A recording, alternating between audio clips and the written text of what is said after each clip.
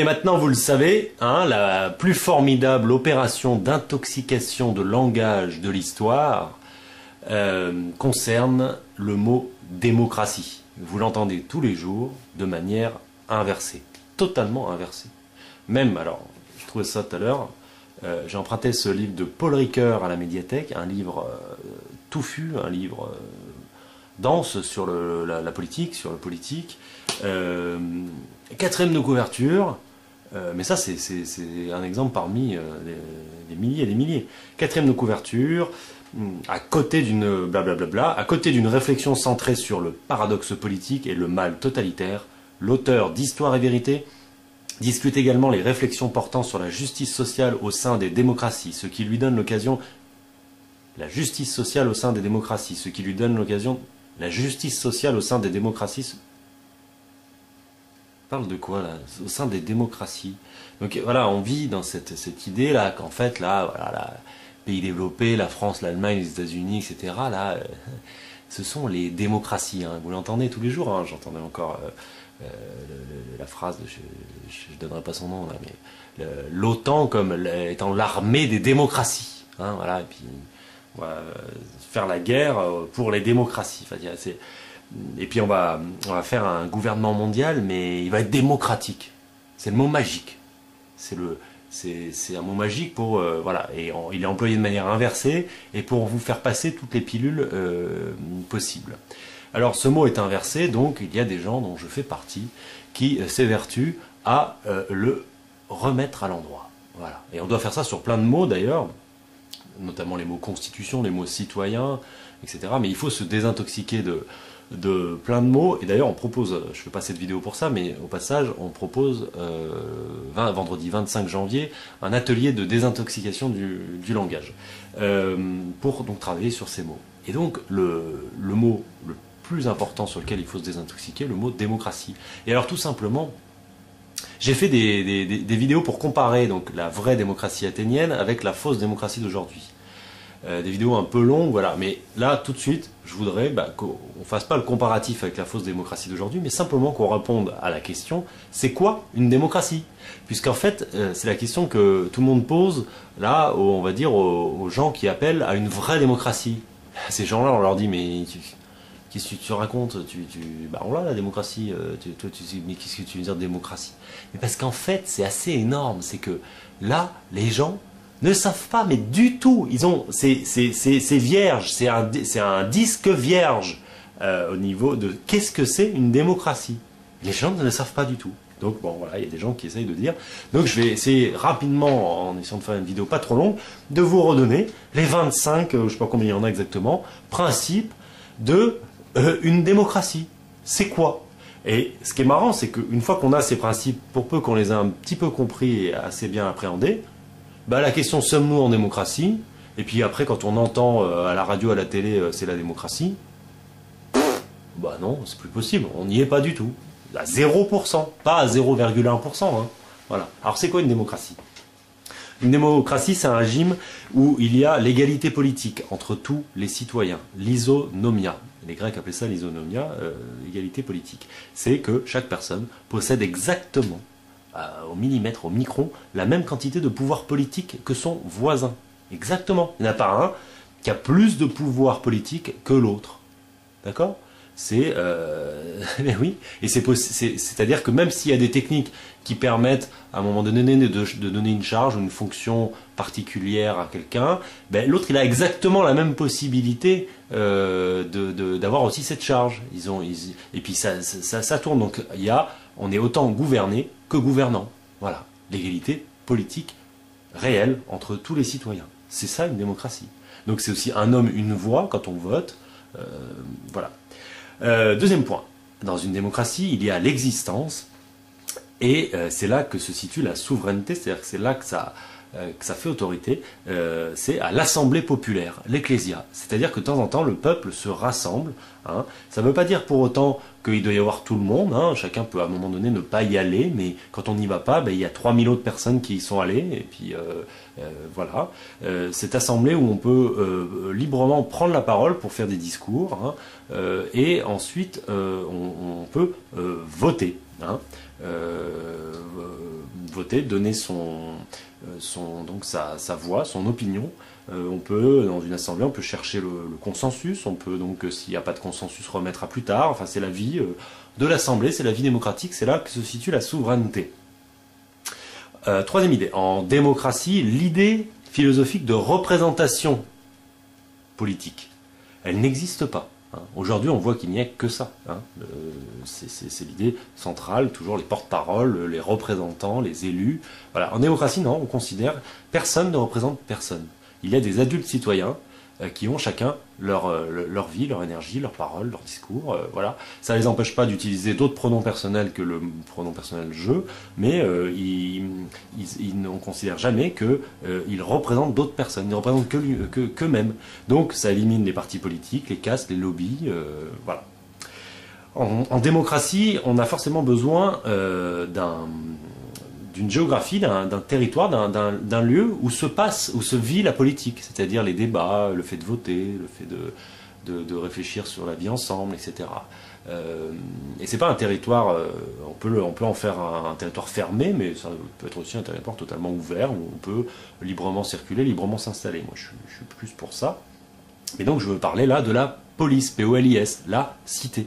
Et cette idée, elle est fondamentale en démocratie. On ne peut pas avoir de démocratie sans police, sans cité, sans lieu où les gens vont pouvoir mettre en pratique leur pouvoir politique. Voilà, parce que si on est à Chambéry et que ça se passe à Paris, comment on fait? Ben non, on ne peut pas. Hein. Donc il faut qu'il y ait un maximum de choses qui soient réglées au local avec les gens qui exercent leur pouvoir politique au local dans des poléis. Point suivant. Dans une démocratie, le peuple, via l'éducation, via ce qui est dans l'air, en règle générale, il a ce qu'on appelle un ethos démocratique. Ethos, ça vient du grec. Ethos, ça a donné éthique. Ethos, c'est donc les comportements, les mœurs, la façon de se comporter, voilà, qui doit être corrélée avec ce qu'est une démocratie. Ça veut dire la parole. Ça veut dire les débats, ça veut dire être capable de pas à la première contradiction, à la première personne qui dit je suis pas d'accord, ne pas se mettre à pleurer, ne pas partir en courant. Ça veut dire vivre ce qu'on appelle la mise en scène des conflits, être capable de parole, d'un minimum d'éloquence pour pouvoir présenter ses opinions, d'être capable de se former des opinions dans sa tête et de les débattre et de les défendre.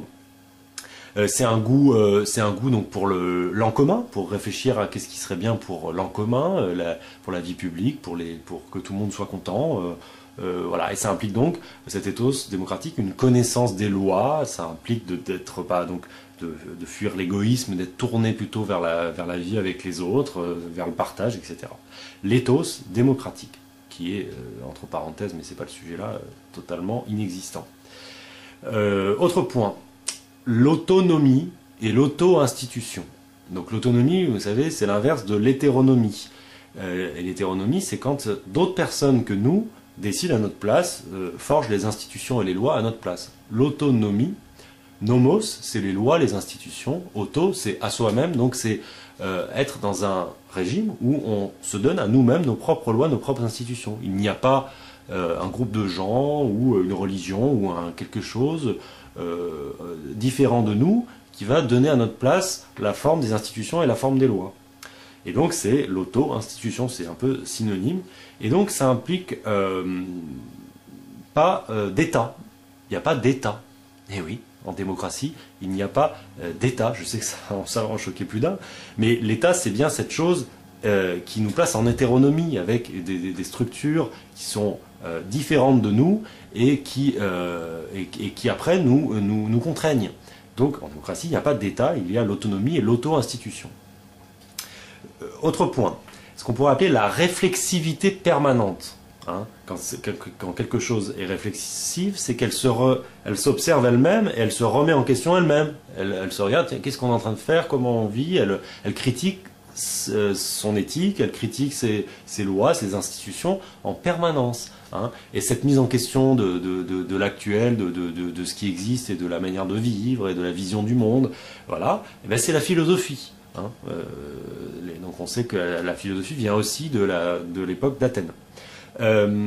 Et cette réflexivité permanente a une conséquence, on va dire, juridique sur le droit. Sur le droit, c'est que toutes les lois, y compris la loi des lois qui est la Constitution, ça doit être présenté, les lois et la Constitution, doivent toujours être présentées systématiquement comme modifiables. Ça veut dire que en tête d'une loi doit toujours être marqué, bah, c'est la loi, hein, mais vous pouvez réagir, les gars. Et ça peut ne plus être la loi demain. Mais ça, c'est pas juste une idée évidente que voilà, ça s'écrit et c'est très important que ça fait partie du truc. Et pareil pour la Constitution, c'est modifiable. Et ça, c'est compliqué. Pourquoi? Parce que on pourrait l'appeler le paradoxe de la Constitution. C'est que un texte constitutif, d'un côté, on dit que c'est pas modifiable puisque c'est ce qui nous constitue. Et d'un autre côté, pour être en démocratie, il faut dire que c'est modifiable. Et donc c'est compliqué. Mais donc il faut bien avoir vu les deux aspects. Et pour pas se prendre la tête en disant non, c'est pas modifiable ou si c'est modifiable. Sinon c'est sans fin. Donc il faut vraiment acter que c'est modifiable. Mais ça implique des conditions de modification qu'il faut là mesurer pour pouvoir vivre, pour quand même sentir qu'on a une constitution. Voilà, mais en même temps, les lois, la Constitution doivent être modifiables à cause de si on veut être en démocratie, pour que celui qui est l'individu qui veut dire non, ça va pas du tout, ça faut changer et tout, bah, il peut le dire. Et on lui dit pas, on lui sort pas le texte de la Constitution en lui disant bah non, tu n'as pas le droit de dire ça parce que c'est pas dans la Constitution. Ah bah si on est en démocratie, il peut le dire et demain on va peut-être changer la Constitution. Vous voyez, réflexivité permanente et l'outil c'est la philosophie. Hein.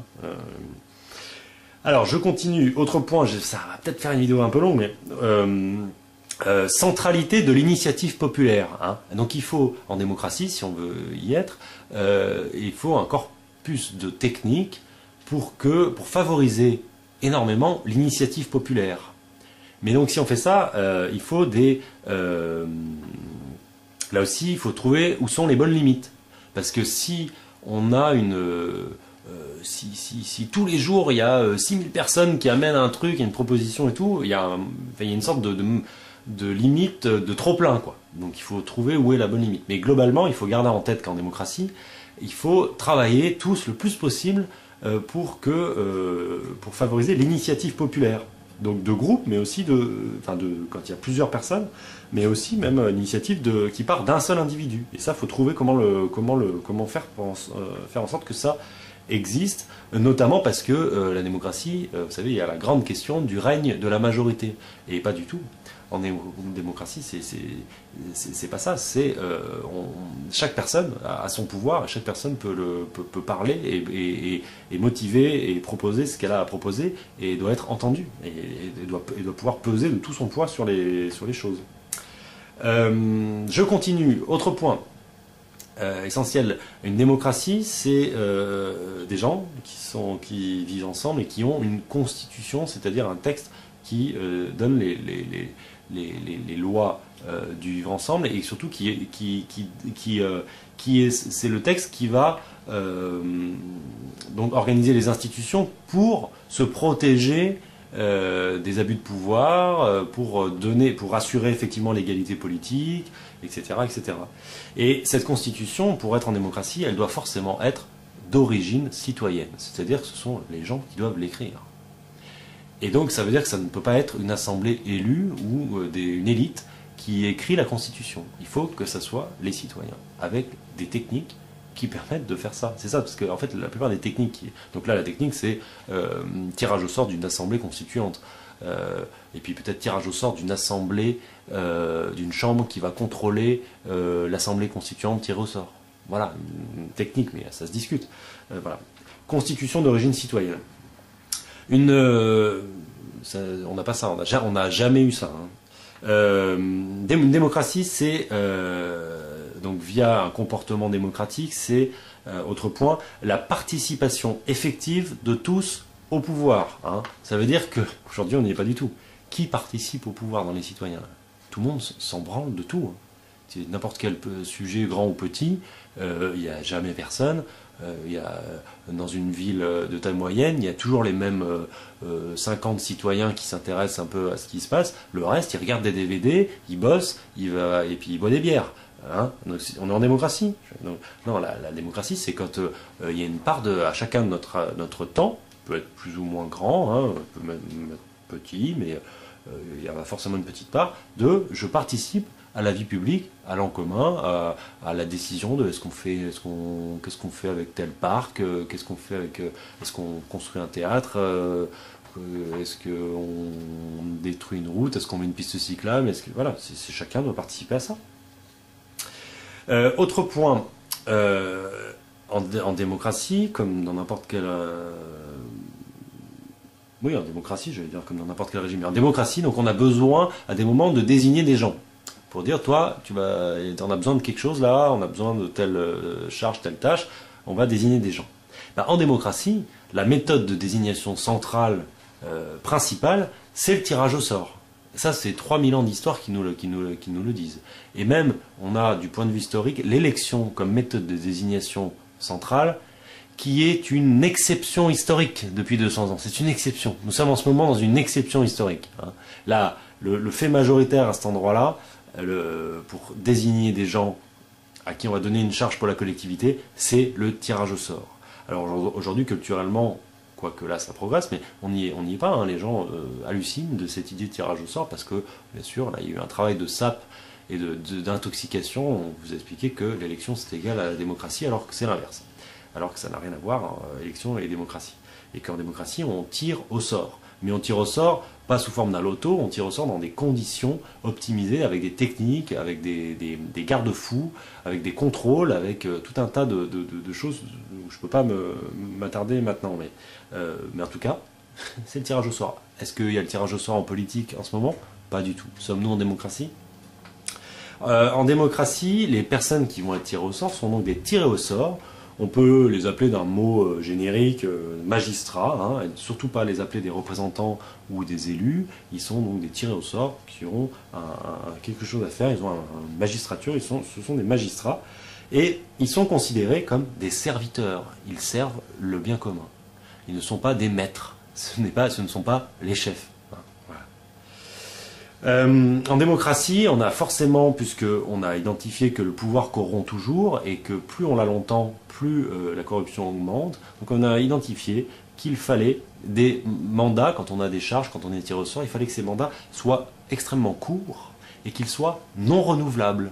Donc court, par exemple 1 an, et puis non renouvelable, on ne peut pas, 1 an après, repartir sur la même charge. Voilà. Et là, on a quoi en ce moment? Est-ce qu'on a des mandats courts? Est-ce qu'ils sont non renouvelables?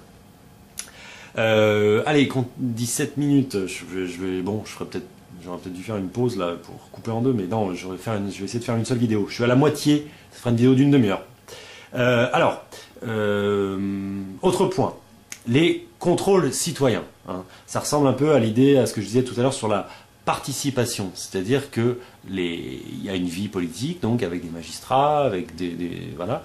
Et ben, il y a forcément dans les techniques et dans cette vie politique des citoyens dont la charge, eux, c'est de contrôler, c'est d'avoir un œil sur d'autres magistrats, d'être vigilant, voilà.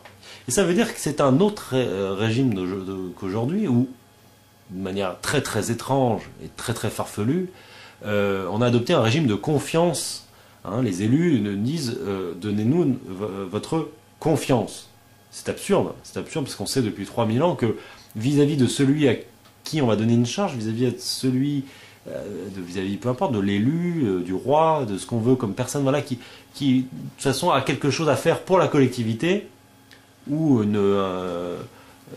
oui, voilà, quelqu'un qui a quelque chose à faire pour la collectivité, ben, le régime qui va bien, c'est le régime de défiance, de méfiance, de contrôle, et puis de jugement à l'égard de cette personne. La confiance, elle est effectivement très importante entre nous, entre égaux. Quand il y a 2 personnes, citoyens, qui n'ont pas de charge, ils n'ont aucune charge, ils n'ont aucune magistrature. Ce sont des citoyens lambda, égaux. Entre eux, entre eux, c'est pas mal si ils arrivent à mettre en place de la confiance. Effectivement, la confiance est très utile entre égaux. Mais dès qu'on est, il y a un petit truc qui vient s'ajouter, qui fait qu'on n'est plus réellement totalement égaux avec la personne. Là, c'est un autre régime qui doit voir le jour, c'est celui de défiance de contrôle, de jugement, de méfiance. Voilà. Donc l'inverse d'aujourd'hui. Hein. Voilà. Je continue. Et donc globalement, l'autre point, c'est qu'on doit réaliser normalement des institutions qui poussent à la vertu. Aujourd'hui, on a fait des institutions qui poussent au vice. C'est-à-dire que ça pousse, aujourd'hui, tout pousse à la corruption, au fait de mentir, au fait au pot de vin, aux coucheries. Voilà. Aujourd'hui, on a des institutions qui font ça. Mais si on fait des institutions, voilà, comme je disais avant, avec les contrôles, où on se méfie de ceux qui ont une charge, etc., et ce sont des institutions qui poussent à la vertu, qui vont, en fait, ceux qui ont une charge, ils vont pas, ils vont être peu corrompus, ils vont faire gaffe, ils vont dire attends on me regarde là, attends on vérifie ce que je suis en train de faire, et puis on me demande des comptes, et puis voilà, donc on les pousse à la vertu. Et donc là, deux autres points qui normalement doivent exister en démocratie, et qui poussent à la vertu, justement, c'est le premier point, le principe de révocabilité des magistrats, c'est-à-dire qu'en démocratie, normalement quelqu'un qui a une charge, qui doit faire quelque chose pour la collectivité, si on s'aperçoit qu'il fait n'importe quoi et qu'il ne bosse pas pour l'intérêt général mais pour le sien ou pour celui de ses copains, eh ben on peut le révoquer. Aujourd'hui on ne peut pas révoquer on peut pas révoquer les élus, mais normalement en démocratie on peut révoquer. Sommes-nous en démocratie? Autre point qui pousse à la vertu, la reddition des comptes. En démocratie, quelqu'un qui a une charge, une fois qu'il a terminé son mandat, il doit rendre des comptes.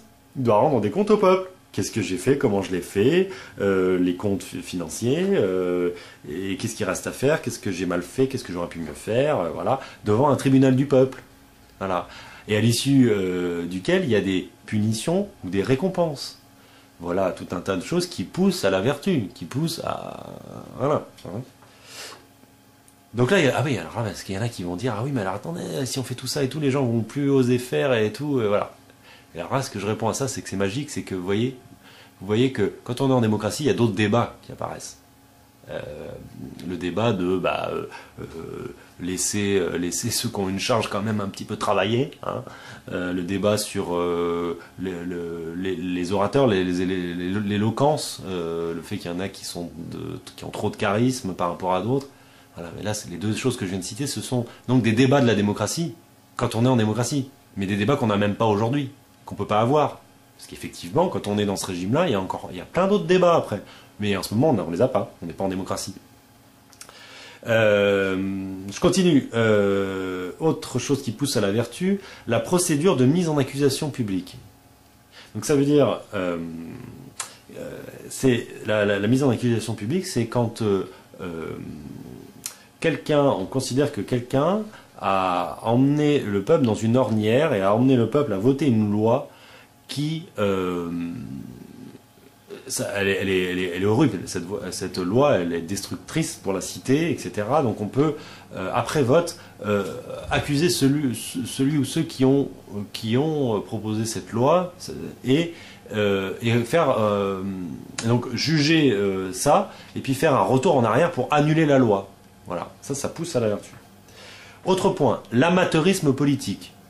L'inverse d'aujourd'hui. Aujourd'hui, nous n'avons que des professionnels de la politique. On n'a pas, alors que normalement la politique, on peut tous en faire. De manière, ça rejoint le principe d'égalité politique. Donc faut bien entendre. C'est très important ça. Le terme d'amateur par rapport à son étymologie. Le verbe aimer, comme quand on est amateur de foot, on aime le foot. Ça ne veut pas dire qu'on est nul en foot. Ça veut dire qu'on aime le foot. Voilà. Là, c'est pareil. Ça ne veut pas dire qu'on a que des incompétents. Non, on a des gens qui ne sont pas professionnels, ils ne vivent pas de ça, hein, mais ils aiment s'intéresser aux questions de la vie ensemble et aux questions de la vie dans la cité. L'amateurisme politique. Autre point, on est bientôt au bout. Hein. Les partis politiques, alors en démocratie, on pourrait dire soit il n'y en a pas, hein, parce que voilà, mais s'il y en a, c'est clair, ça doit être clair pour tout le monde, qu'il constitue une menace oligarchique.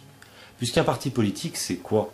C'est un groupe de gens qui se rassemblent autour d'idées qui sont les leurs et qui vont chercher à peser pour prendre le pouvoir vis-à-vis de ces idées, puis pour que eux prennent le pouvoir. Donc, il ne s'agit plus de démocratie, il ne s'agit plus de tout le monde, tous les adultes citoyens qui font tourner la vie politique de la cité. Il s'agit bien d'un corpus, d'un lobby de gens qui veulent, eux, que leurs idées avancent. Et ils veulent pour ça prendre le pouvoir. Donc ils veulent éventuellement renverser la démocratie pour mettre une oligarchie, c'est-à-dire pour que eux gouvernent. Voilà. Donc, soit les partis politiques, soit il n'y en a pas, soit en tout cas on s'en méfie, et peut-être même qu'on vote des lois pour trouver comment s'en protéger. Autre point, en démocratie, on ne distribue jamais un honneur, une distinction, une récompense pendant un mandat. Bah oui, parce que ça fausse tout. C'est-à-dire que la personne, après, on est vis-à-vis de quelqu'un qu'on a distingué, on dit celui-là est formidable, bravo, bravo. Comment après on fait pour contrôler, pour se méfier, pour défier? Ben non, ça s'oppose. Donc en démocratie, tout ce qui est, si on doit donner comme récompense des honneurs, des distinctions, c'est après. Voilà. L'inverse d'aujourd'hui. Aujourd'hui, pour vous forcer à voter pour un tel ou un tel, on donne des distinctions pendant le mandat. Je continue, on est bientôt au bout. En démocratie, alors ça peut se débattre, mais moi je suis plutôt pour. On a l'institution qui s'appelle l'ostracisme. C'est ce qui permet au peuple de temps en temps de sentir qu'il y a si le peuple sent qu'il y a une menace oligarchique, c'est-à-dire qu'il y a des autocrates, des oligarques, des despotes, des gens qui veulent, des équipes ou des gens qui veulent voler, détruire la démocratie et prendre le pouvoir, ou des gens qui prennent trop de pouvoir, des orateurs trop charismatiques, trop puissants, eh ben, on peut décider de mettre en place, donc on vote le fait qu'on va faire l'ostracisme, et après, un peu plus tard, donc on réalise l'ostracisme, qui est de désigner des gens qu'on aimerait voir sortir parce qu'ils sont en train de vouloir accaparer le pouvoir. Voilà, c'est un peu délicat comme institution, mais je pense, si on est dans l'idée qu'on est toujours menacé par des oligarques et des autocrates, cette institution semble s'imposer.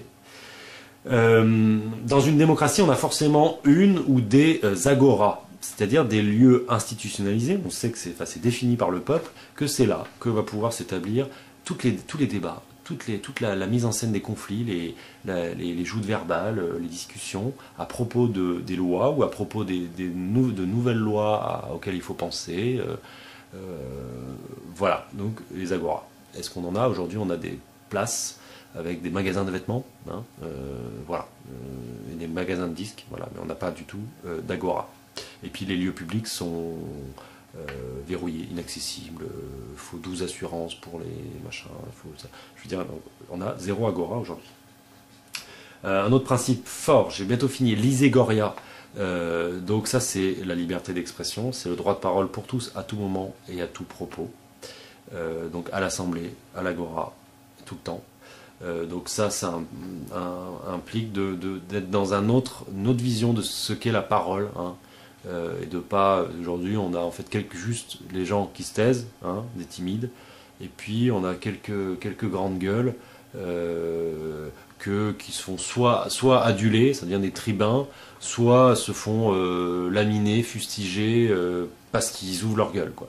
Donc il faut être en démocratie dans un autre comportement qui est que tout le monde essaye de parler, hein, de donner son opinion, et on respecte la parole. La parole ne doit pas être humiliée, elle doit être plutôt favorisée via des stratégies d'écoute active, et puis des choses aussi autour de la patience, hein, parce que je trouve que rapidement, des fois quand quelqu'un parle, dès qu'on s'ennuie 1 minute 30, hop, on se dit celui-là il me fait chier, alors que peut-être que voilà, faut être un peu patient, voir la personne veut en venir, la questionner pour la motiver, pour l'encourager. Voilà, donc il faut il faut mettre en valeur énormément la parole. Et donc une liberté d'expression totale et absolue pour tous, à tout moment et à tout propos. Ça, c'est corrélé avec un autre principe de la démocratie qui n'existe plus du tout aujourd'hui, c'est ce que les Grecs appelaient la parésia. La parésia, c'est l'idée que tout le monde a, d'une certaine manière, l'obligation morale de dire le fond de sa pensée, de dire exactement ce qu'il pense. Mais aujourd'hui, comme on est dans une absence de démocratie, dans un jeu de pouvoir, dans des trucs hiérarchiques à la con, on n'est que dans du mensonge et du focusisme aujourd'hui. On est dans l'inverse de la parésia. On dit pas ce qu'on pense, on dit ce qui va ce qui va faire qu'on va se faire aimer, donc c'est la démagogie, ou qui va faire qu'on va prendre du pouvoir, et on a peur, il y a toujours cette idée aujourd'hui de se faire griller, hein, je vais me faire griller, donc c'est horrible ce truc, je veux dire, donc on est, et puis ceux qui disent, alors ceux qui utilisent la parésia, qui disent le fond de leur pensée, ils font peur. C'est des ovnis, c'est des gens, mais comment ils font, mais pourquoi ils le font de sa pensée, mais attends, mais il y a une idée quand même de ne pas dire le fond de sa pensée, de mentir. Or, en démocratie, il faut faire et donc, il suffit pas c'est pas un truc juste pour philosopher, hein, ça. C'est dit, c'est marqué, c'est notre démocratie, dans notre cité, on fonctionne avec la parésia. Chacun, putain, vas-y, donne-moi le fond de ta pensée, dis-moi ce que tu penses, putain, mais vas-y. Voilà, on va au fond de la carcasse. Voilà. C'est bientôt fini. Alors, ensuite, très très important, l'éducation. On va dire l'éducation de tous, puis encore plus pour ceux qui ont moins de 18 ans. Ça s'appelait à Athènes la Paideia. Mais elle n'avait rien à voir avec l'éducation d'aujourd'hui, qui vise à entériner les inégalités sociales aujourd'hui, qui vise à dire que notre régime actuel c'est le meilleur, qui vise à aucune réflexivité sur le monde dans lequel on vit, qui vise donc à la compétition sociale, qui vise à comprendre, à se vivre comme non émancipé pendant 20 ans, avec un prof qui nous explique, hein, on est con pendant 20 ans, quoi, hein, et puis après on a bien pris l'habitude d'ailleurs, parce qu'on continue de chercher des profs, hein, chercher des papas pendant jusqu'à la fin de sa vie, voilà. Donc non, à l'époque non, c'était une éducation. À l'époque, puis il y avait d'autres problèmes, mais non, bon, parce que je compare pas seulement avec Athènes, je dis aussi ce qu'on pourrait faire. Donc, l'éducation en vue des affaires communes. Donc, c'est-à-dire avoir une éducation, là on est bientôt à la fin de la liste, qui fait que les gens, ils vivent en démocratie. Ils ont un comportement de la démocratie, ils sont volontaires, ils sont responsables, ils savent parler, ils savent débattre, ils ont pas peur à la première contradiction, à la première joute verbale, ils ont le souci du bien commun, ils se sentent adultes et responsables. C'est l'éducation en vue des affaires communes. Les autres, c'est le ciel. C'est pas l'enfer, c'est les autres c'est le ciel. C'est les autres, avec les autres que le partage, la solidarité, on vit ensemble, quoi. Et donc une éducation qui amène ça.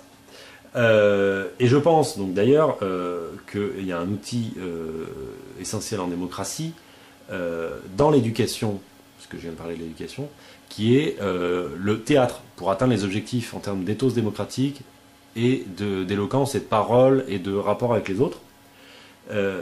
Mais en démocratie, le théâtre, c'est aussi quelque chose de beaucoup plus important qu'aujourd'hui.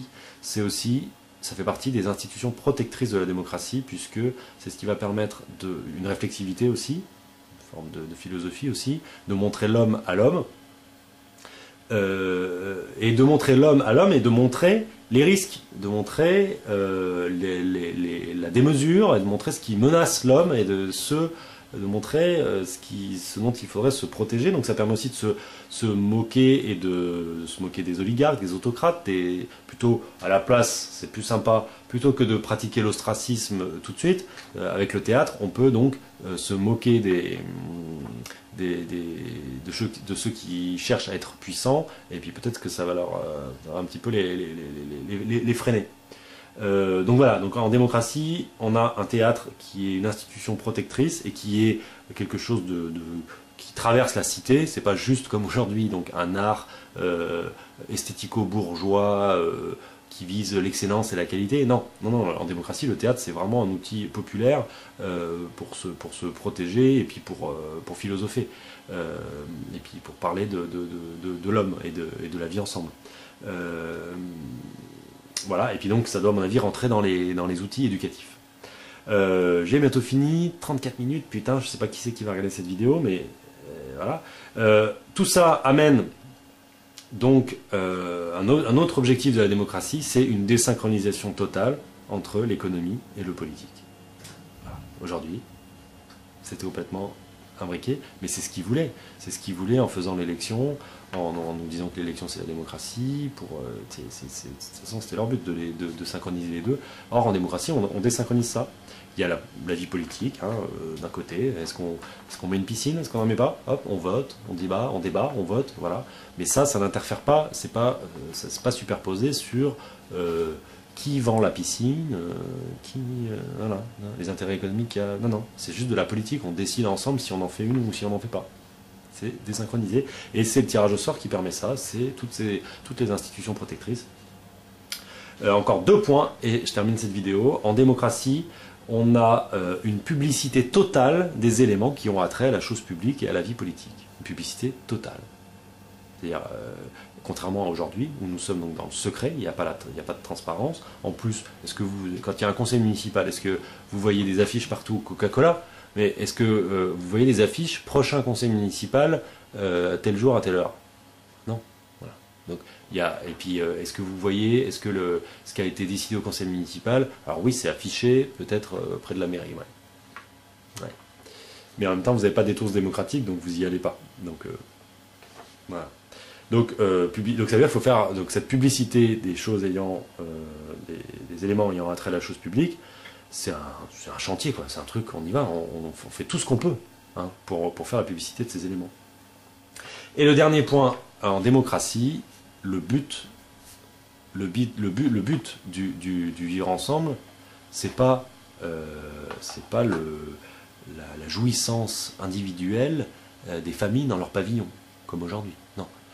Le but d'une démocratie, c'est ce que Aristote appelait la philia, c'est-à-dire l'amitié au sens large, la fraternité au sens large, l'entraide. C'est cette espèce de vie ensemble où on recherche l'amitié, on recherche le plaisir d'être ensemble, on recherche à rencontrer les gens pour ce qu'ils sont, à les aimer pour ce qu'ils sont.